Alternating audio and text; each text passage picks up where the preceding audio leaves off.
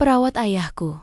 Hai, para pejuang hati yang pernah dikhianati atau sekadar ingin tahu bagaimana sebuah keluarga bisa hancur dalam diam. Inilah kisah yang akan membuka luka-luka terselubung, menguak rahasia, dan menampar kenyataan bahwa kadang musuh kita bukan orang asing, tetapi seseorang yang kita izinkan masuk. Selamat datang di cerita perawat ayahku. Rumah itu mendadak dipenuhi aroma obat-obatan sejak ayah terserang stroke ringan seminggu lalu. Aruna belum siap melihat sosok ayahnya yang dulu gagah, kini terbaring lemah di ranjang. Karena kesibukan kerja dan keterbatasannya merawat sendiri, ia akhirnya memutuskan memanggil perawat rumah seseorang bernama Mira yang direkomendasikan klinik.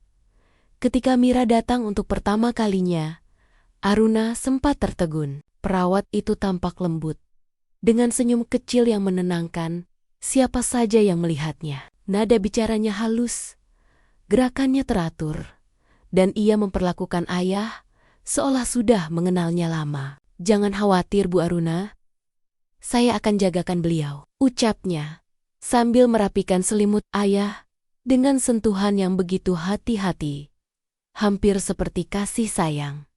Aruna merasa lega. Ia pikir ia akhirnya menemukan seseorang yang bisa membantu meringankan beban berat di pundaknya. Tapi rasa lega itu mulai retak perlahan sejak Damar, suaminya, turun dari tangga dan berkenalan dengan Mira.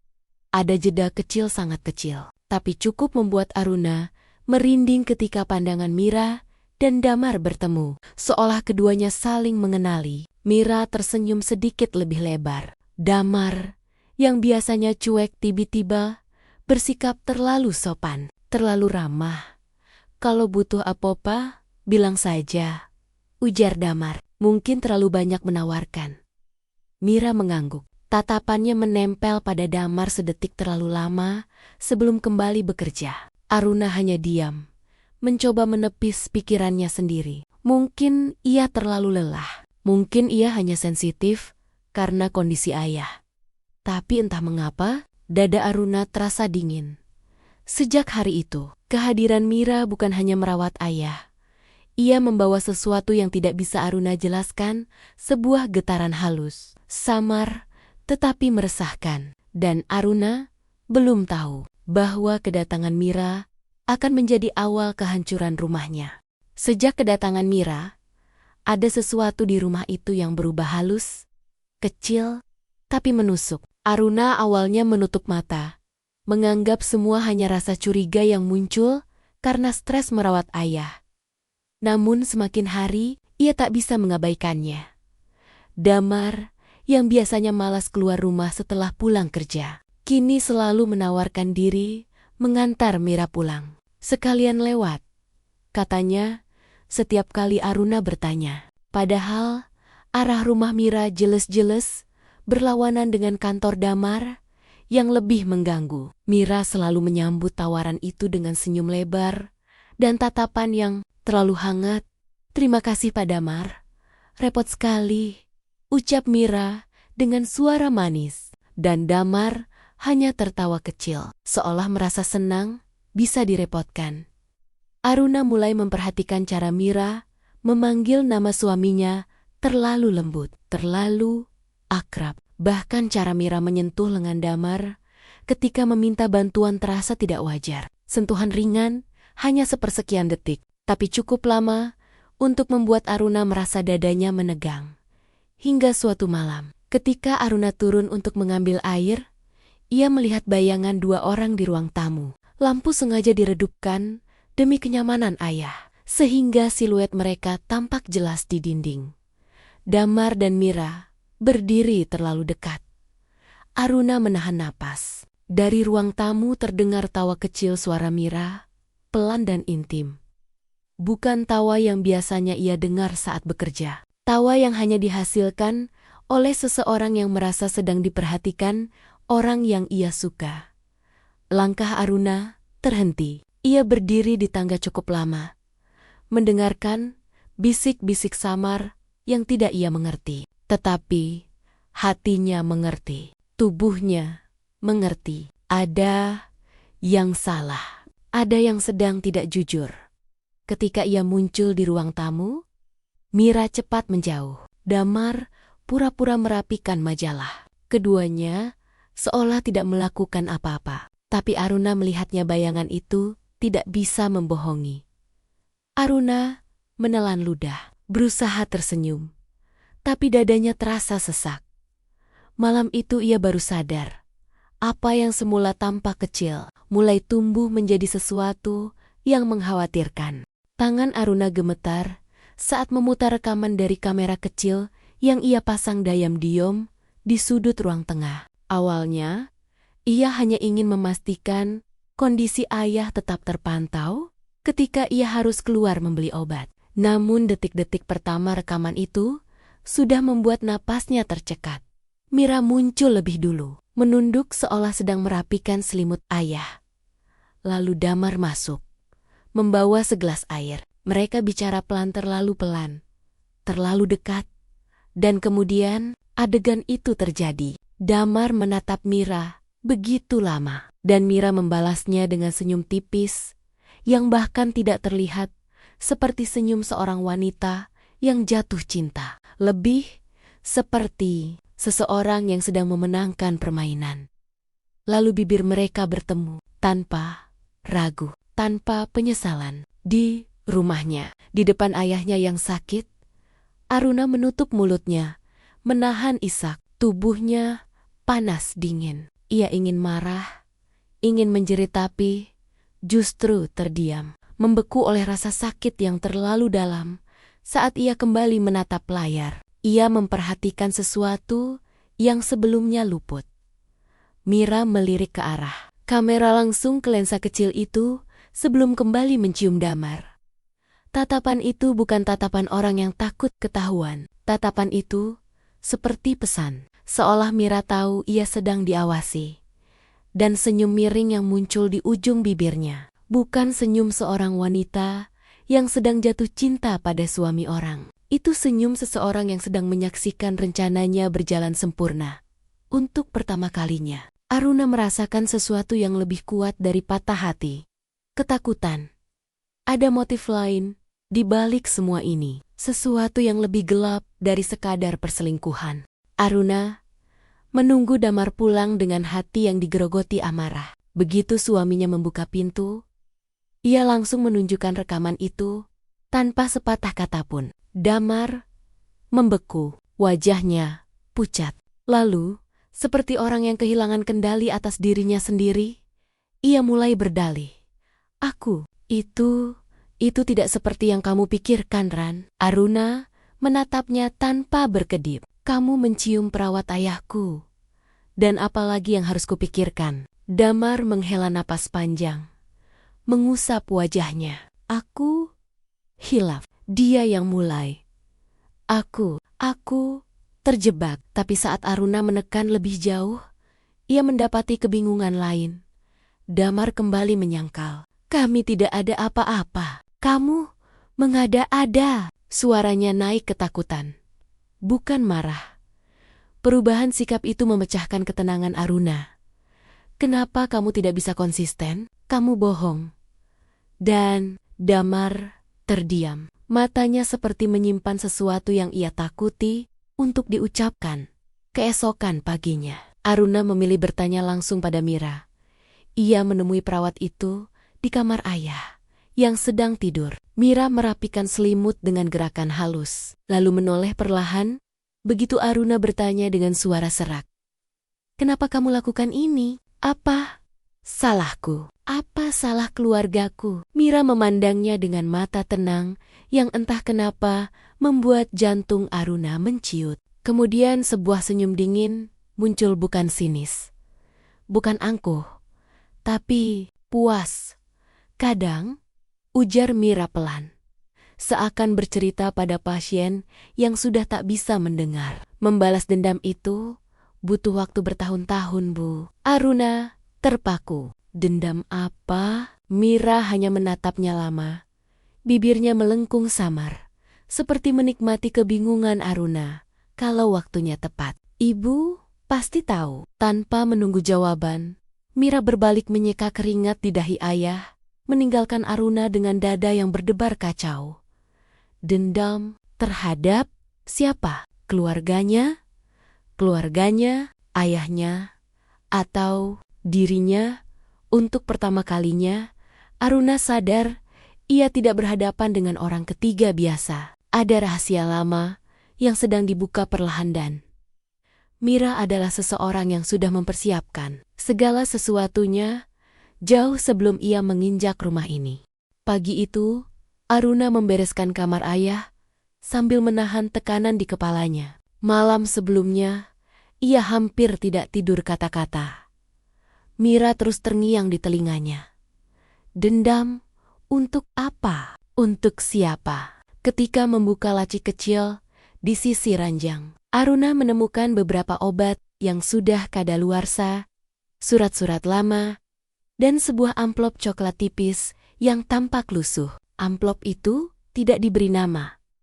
Hanya tertutup selotip kuning yang sudah mulai mengelupas. Rasa penasaran mendorongnya membuka.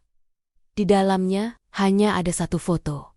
Ayahnya lebih muda, mungkin 25 tahun, yang lalu berdiri di samping seorang wanita muda berambut panjang. Wanita itu tersenyum, pipinya penuh, matanya bersinar lembut, dan wajah itu langsung membuat jantung Aruna berdetak tidak beraturan.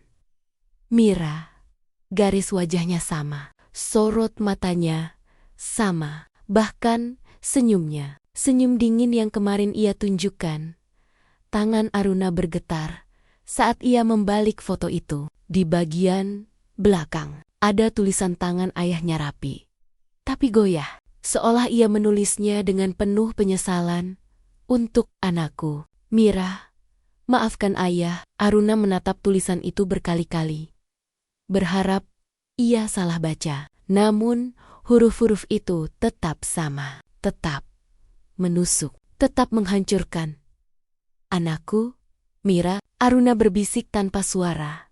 Otaknya berlari. Jika Mira benar adalah anak ayah, berarti perawat itu tidak datang secara kebetulan. Ia datang dengan alasan, dengan tujuan. Aruna memejamkan mata, mencoba mengatur napas. Apakah ini arti dari dendam yang ia sebutkan? Mira bukan hanya perawat, bukan hanya perebut suami. Ia mungkin seseorang yang merasa ditinggalkan, disakiti, atau dikhianati oleh ayah mereka. Perlahan, potenggen-potenggen mulai tersusun. Tatapan Mira pada ayah yang terlalu lama. Sikapnya yang tenang setiap kali Aruna bertanya. Senyum puasnya saat rahasianya nyaris terungkap. Aruna menatap pintu kamar ayah yang terbuka sedikit. Di luar sana, Mira mungkin sedang menyiapkan sarapan, atau mungkin menunggu Aruna menemukan foto ini. Untuk pertama kalinya, Aruna merasa benar-benar ketakutan, karena dendam keluarga adalah jenis dendam yang tidak pernah berhenti sampai semuanya hancur. Dan Mira baru saja memulai.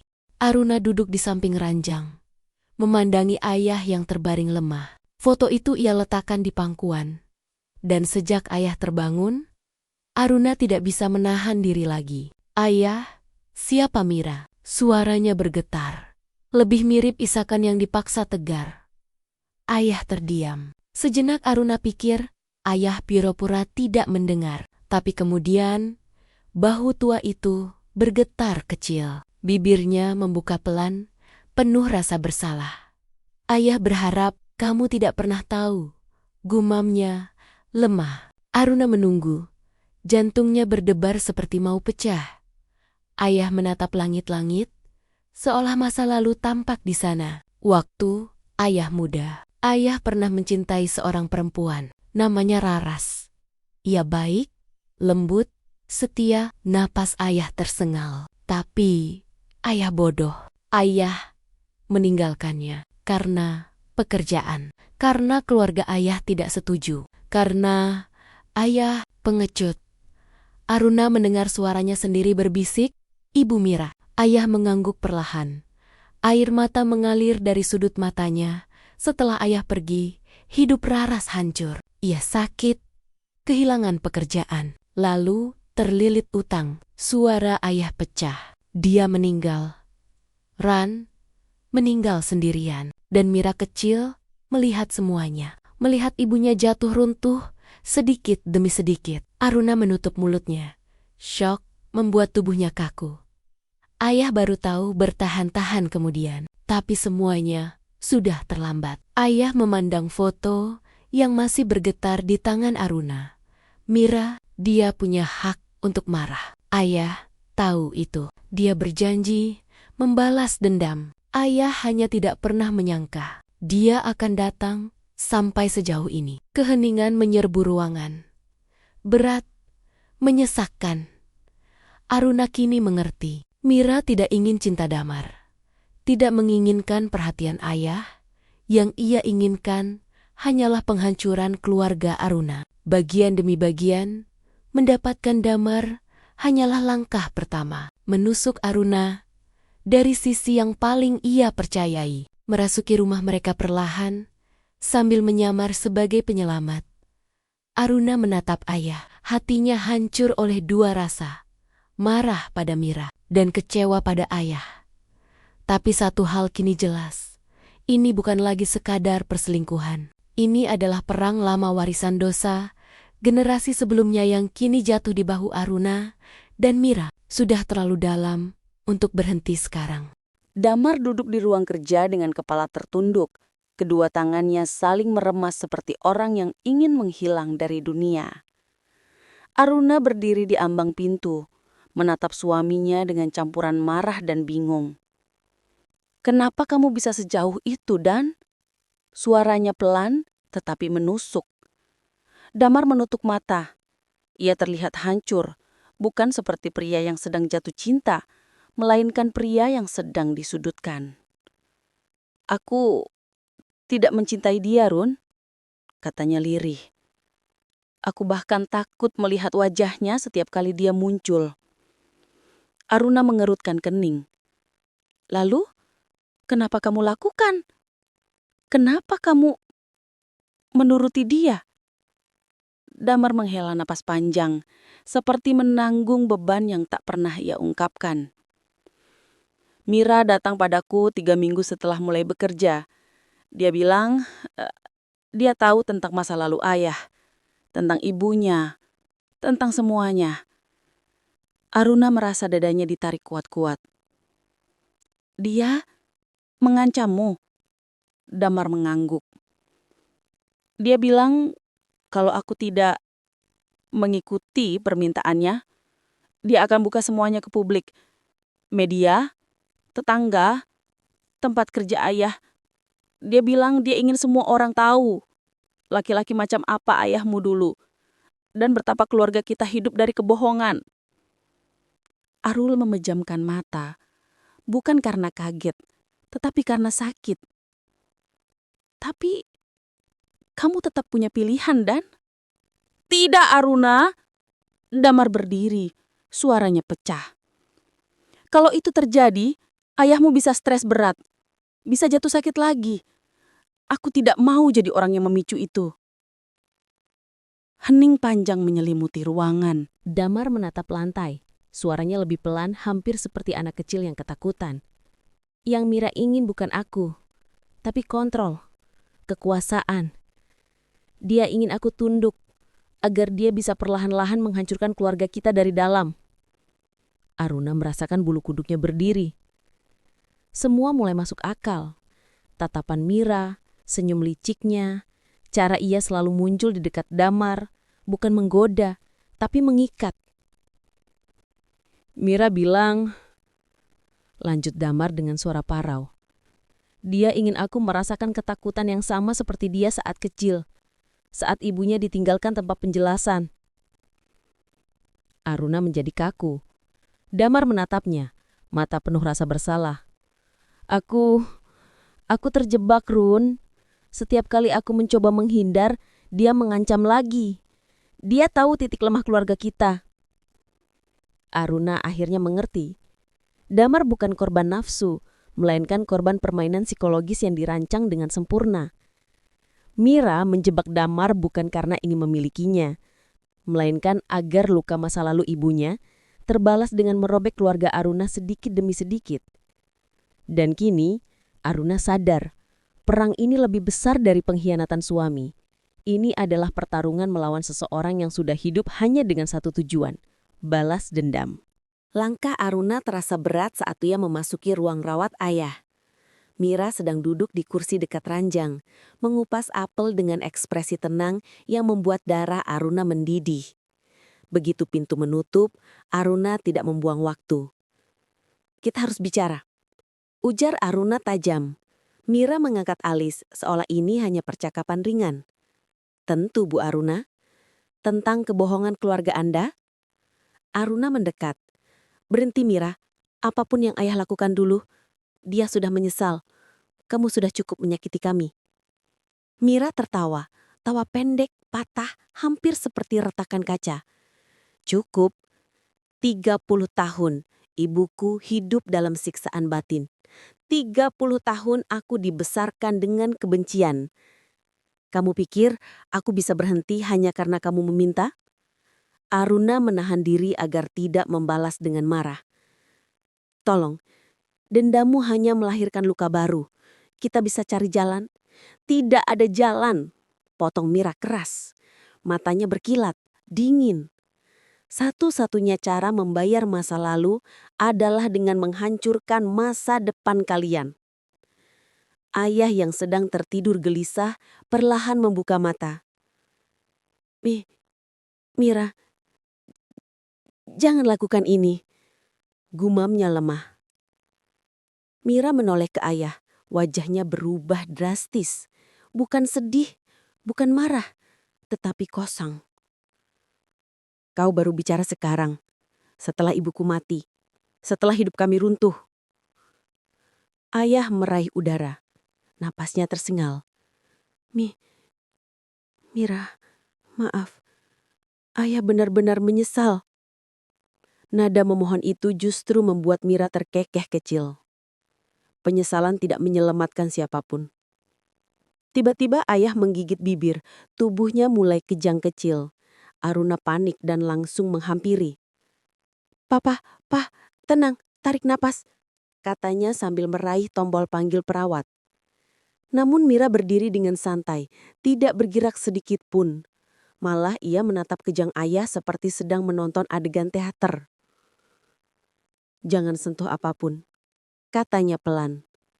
"Biarkan dia rasakan sedikit dari apa yang ibuku rasakan." "Gila kamu!" Aruna berteriak, mendorong Mira ke samping. Tanpa pikir panjang, Aruna menekan tombol darurat dan membantu ayah duduk lebih tegap. Mira hanya berdiri, menatapnya dengan senyum melengkung aneh, seolah menikmati kekacauan itu. Saat tim medis datang, Mira mundur ke sudut ruangan. Matanya kosong dan liar. Ada sesuatu yang berubah pada dirinya. Lebih gelap, lebih tak terkendali.